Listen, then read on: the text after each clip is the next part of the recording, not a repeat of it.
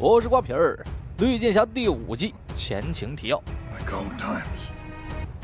普罗米修斯的身份展露端倪，为4年前黑心商人克莱伯恩的私生子，也证实了昆汀的清白。而后招募了新黑金丝雀戴娜。在一场核弹袭击中，罗里用破布护住了所有人的安全，代价则是失去了能量，只能暂时离开团队，寻找修复的办法。而表面情侣苏珊也在暗地里调查奥利弗。为了查出普罗米修斯的真实姓名，奥利弗他们打算从克莱伯恩生前的情人下手，但所有的资料库都没有他的踪迹。不过菲利西蒂暗中加入了螺旋黑客组织，并拿到了魔盒，可以破解任何数据的万能钥匙。经过一番周折，锁定了在伊利诺伊州，应该用不了多久就能查到详细地址。回到市政厅，昆汀委任瑞内成为了助手，因为忙着开会，所以先走一步，在电梯与清洁工擦肩而过。好哥们蔡斯也在劝奥利弗别跟苏珊太亲近，对方的习性可不太好。话没说完，一阵枪响，一个伪装成清洁工的蒙面枪手突然杀进了市长办公室，不少人倒在了血泊之中。瑞内立刻开枪反击，几枪全部命中要害，可对方身穿防弹衣，见情况不妙，仓皇而逃。奥利弗优先找到了西亚，确保妹妹安全。再一回头，发现蔡斯倒在地上，是刚刚为了保护奥利弗才受的伤。好在伤口不致命，但是住院是躲不了了。这场袭击造成了5死16伤8个重伤，枪手遗落在现场的 AR-15步枪是唯一的线索。有过照面的昆汀也提供了罪犯的面貌，帮助警方进一步调查。同时，蔡斯也不顾妻子多丽丝的劝阻，强行出院，面色苍白如纸，却还惦记着枪手的事儿。AR-15这枪是波提纳利家族常用的武器，而作为一个黑道世家，对市长奥利弗的各种反黑政策肯定是相当不爽。说完自己知道的线索后，奥利弗强行让他留在医院休息，并在当晚以绿箭侠的身份介入调查，抓捕了一名波提纳利家族成员。对方表示自己这边的人不会傻到去袭击市政厅，肯定是有人栽赃陷害。此时治安维持者杀到，二话不说射杀了混混，调侃绿箭侠不够强势后逃离现场。另一边，菲利西蒂通过昆汀的线索查出了凶手的身份，詹姆斯，一个普普通通老百姓，因为16个月前的一场枪击案失去了2个女儿，曾多次向星城提议控枪管制，却被前市长毙掉了，所以这货打算向政府发起报复。很快，奥利弗召开了发布会，表示自己在这件事上会给老百姓一个满意的答复。当下也分成了2派，一派是赞同星城控枪管制，另一派则是以女议员为首，主张自由派。为了说服奥利弗，他没少打嘴炮，一直talk到了天黑都没个结果。此时，菲利西蒂打来电话，表示查出了詹姆斯的位置。奥利弗立刻丢下议员赶去支援，却没有换装绿箭，而是想通过市长的身份让詹姆斯看到希望。毕竟詹姆斯并不是那种十恶不赦的杀人犯，只是想为死去的家人讨回公道。几番交谈后，詹姆斯被奥利弗打动，准备接受法律的制裁，为死去的家人好好活着。市长再次以身作则，女议员也改变了想法，协助奥利弗结合了2派人的意见，颁布了新的政策，不影响自由派购买枪支的同时，保护那些保守派老百姓。1周后，菲利西蒂终于查出了普罗米修斯生母的下落，奥利弗便以星城市长的身份前去咨询普罗米修斯的真名。可母爱如山，即便儿子变成了什么样，也不希望他进监狱，所以死都不说普罗米修斯的名字。对这种熊家长，奥利弗是一点办法都没有。回到办公室，又遇上了头疼的事儿。苏珊开门见山就问他是不是绿箭侠，奥利弗又怎么能承认呢？但没有空穴来风，想必苏珊一定手握实锤。随后，奥利弗为戴娜办理了入职仪式，让她重新成为了一名人民警察，并将苏珊的事告诉了妹妹。西亚可不像奥利弗那样顾前顾后，他立马请菲利西蒂帮忙查查苏珊的底细。这一查，结果发现了关于奥利弗是绿箭侠的资料，但网络资料错综复杂，保不齐苏珊还有其他备份。于是西亚想到了舆论攻击，一顿操作把苏珊描绘成了抄袭记者。这一招果然奏效，因为舆论压力，电视台开除了苏珊，他一夜之间成了业内的笑话。苏珊第2天就找上了奥利弗，他怀疑奥利弗是为了隐藏绿箭侠的身份才出此阴招。了解了所有经过，奥利弗也没有办法责怪西亚，毕竟孩子是为了保护自己的身份。与此同时，星城又出了幺蛾子，一封匿名信曝光了警官比利的尸检报告，所有证据都表明是绿箭侠所为。一时间，绿箭侠成了最大的嫌疑犯，而奥利弗亲自组建的特别行动小组受命缉拿绿箭。事后才得知是蔡斯隐瞒了比利死亡的真相，他害怕引起百姓恐慌，又担心绿箭的名誉，所以才出此下策。好在绿箭在百姓的心中地位难以撼动，又屡屡帮助警方破了大案，最终洗脱冤屈。可刀尖又指向了市长，开始控诉奥利弗和其他政界要员伪造了比利的尸检报告。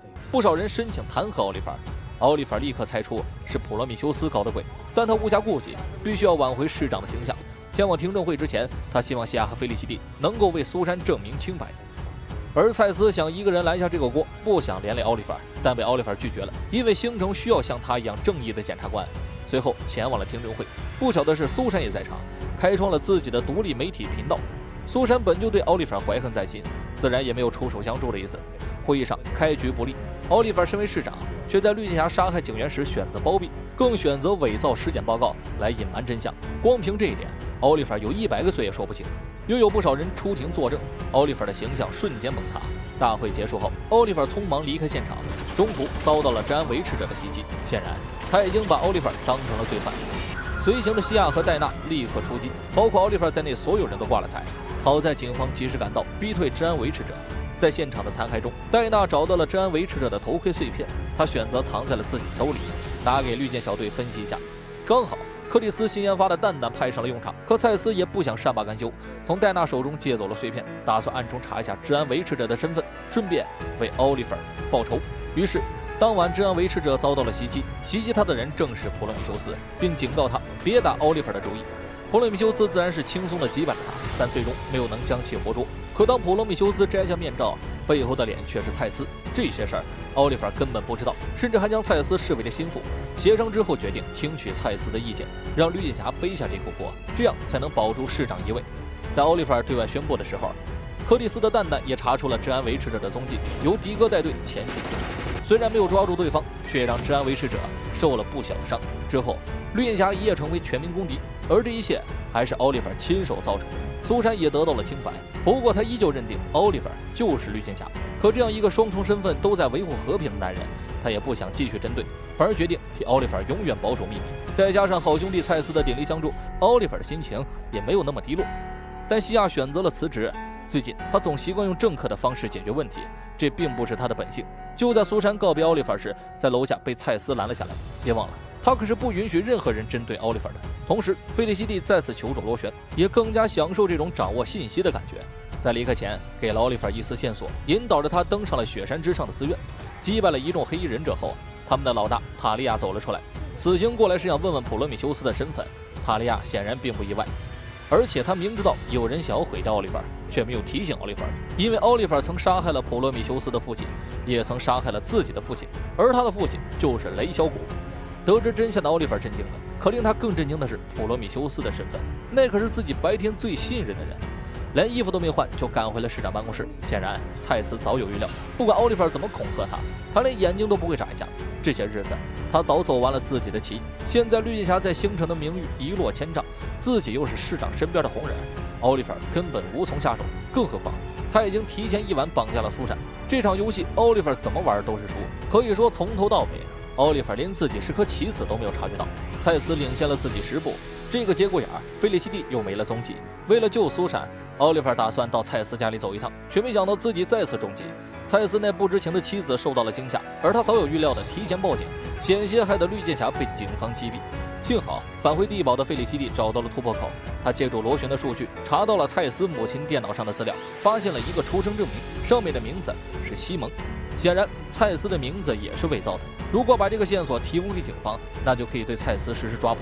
另一边还要解决蔡司妻子受惊的事儿，奥利弗只能忍着怒火为蔡司申冤，并且宣布可以对绿箭开枪。随后才把资料偷偷给了局长派克，立马引起了派克的注意。可他还没来得及行动，就遭遇毒手，昏迷不醒。是个人就知道是蔡司干的，但是没有证据，奥利弗只能冲蔡司无能狂吼，被气得恼火，却又无可奈何。与此同时，费利西蒂再次请螺旋调查苏珊的下落，作为回报，要为他们破解国家安全局的密码。费利西蒂根本没有意识到事情的严重性，众人立刻实施营救。救走苏珊之后，奥利弗与蔡司迎来对决。这一次终于不用费力隐瞒身份了，但奥利弗也留了后手，他请来了蔡司的妻子。蔡司当时就愣住了，随后一剑刺死了爱人。收手是不可能的，只能为了宏图计划杀人灭口。奥利弗连忙让迪哥救人，自己跟蔡司扭打在了一起。可就在奥利弗抓住机会准备射杀蔡司时，塔利亚出手救下了蔡司。背负受敌的情况下，奥利弗不幸被活捉，最终多丽丝抢救无效身亡，市长也莫名其妙消失。蔡司顺理成章地把罪名扣给了绿箭侠，所有人却依旧无能为力，因为奥利弗在他手里。正如一开始所说，蔡司从来没有想过杀死奥利弗，那样太过简单了。对他来说，复仇的最好办法就是让他痛苦地活着。长达数日的折磨之下，即便是奥利弗也开始意识模糊，当年黑暗的往事历历在目。蔡司把所有死在奥利弗剑下的人的照片贴在墙上，一点一点突破奥利弗的极限。只要他承认自己是杀人犯，而且享受杀人的过程，就放了奥利弗。随后，蔡司带来了鼻青脸肿的伊芙琳，当着奥利弗的面扭断了他的脖子。又一个无辜之人牺牲，奥利弗的意志终于崩溃了，大喊自己是个杀人狂，戴上兜帽只是为了掩饰。可在他承认之后，伊芙琳又站了起来。这一切都是蔡司的计谋，目的就是击溃奥利弗的灵魂。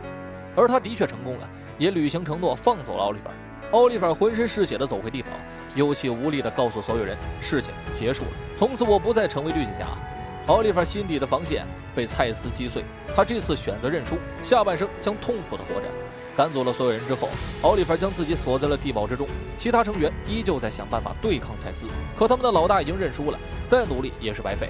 即使蔡司领先他们100步，他终究是个人，曾经在顶楼与治安维持者大战时摘下过面具，恰好被监控拍下。无奈蔡司随身携带了扰频器，把监控打了码。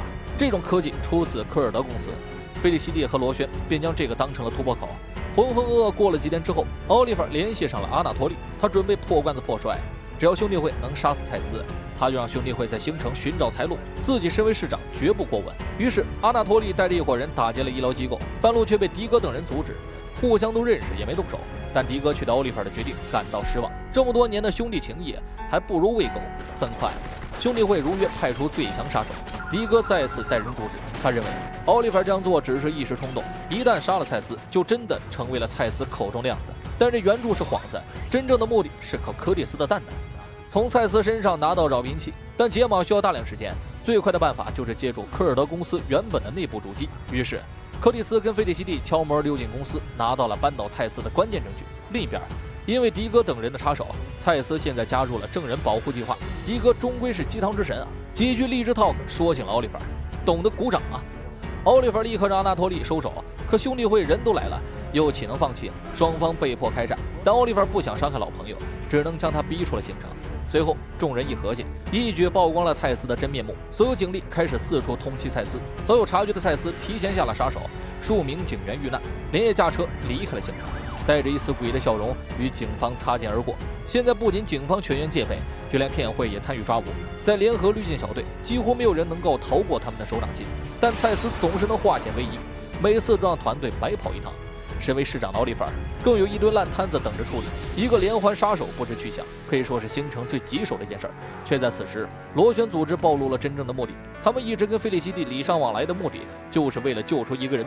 凯登是个金色传说级别的黑客大师，为此害死不少探员。最终，费利西蒂跟螺旋翻脸，奥利弗身着黑衣，戴着面具，领一众兄弟阻止了螺旋，并且得到了螺旋的生物追踪代码。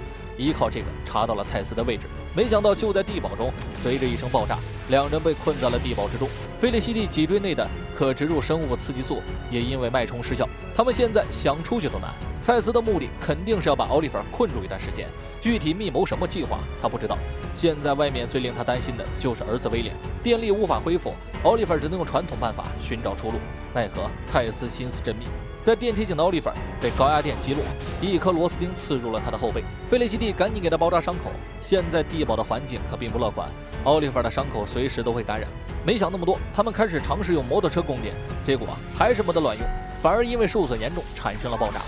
甲烷输气管开始泄漏，这要是天然气中毒，死倒也没有啥痛苦的。没一会儿，奥利弗就开始头晕，不过这也是为他提了个醒，管道也许是个出路。一阵爆炸箭精准射击，借助甲烷炸出一个通道，伤口还未恢复的奥利弗背着费利西蒂爬了出去。长时间的单独相处，又是同生共死的局面，两人难免想起了恋爱时的场景。可惜通道尽头依旧是死路。为了保护费利西蒂，奥利弗长时间顶着剧痛和甲烷毒气，意识逐渐开始模糊，很快就倒在了费利西蒂面前。此时的外面队友也早就忙坏了，想了各种办法营救。柯蒂斯连忙使用蛋蛋下去探路，炸开围墙后见到了奥利弗两人，可爆炸触发了发电机的保护系统，地下又充满甲烷，一旦失误，两人原地升天，只能给奥利弗来一针肾上腺素，让他恢复男人的自信。而剂量貌似有点多，奥利弗有点过于兴奋，背着费利西蒂跟超人一样爬出地堡，休养了几个小时才苏醒。又一次的共赴生死，他们之间的感情终于被重新点燃。威廉却在此时出事儿。隔天，奥利弗收到了一个来自西蒙的快递，这是蔡司的真名。奥利弗想都没想就拆开了包裹，里面是一具干尸。根据牙科记录查出了死者的名字，亨利，于2002年失踪。当年的蔡斯肯定还没成年，那亨利又是谁呢？经过一番调查，发现了死者指缝中的 DNA 和混凝土。DNA 来自罗伯特，正是奥利弗的父亲，而混凝土是由奎因集团子公司生产。当晚，奥利弗就来到了这家子公司，自然中了蔡斯的圈套，差点洗个混凝土澡。好在克里斯的蛋蛋总是能够化险为夷。蔡斯显然是想靠揭露罗伯特肮脏的罪行来抹黑奥利弗。随后寄来一个 U 盘，内容正是当年罗伯特跟亨利吵架，结果失手将其推进了水泥中。奥利弗虽然早就知道父亲不太干净，但和妹妹亲眼目睹之后，还是有些难以接受。蔡斯的父亲也是踩着生命往上爬，和罗伯特没有什么区别。他这么做只是想证明奥利弗和自己一样，但奥利弗很快就振作起来了，绝对不能在这种情况下被蔡斯打倒。何况自己当年成为绿箭，就是打算父债子偿，靠自己拯救星城。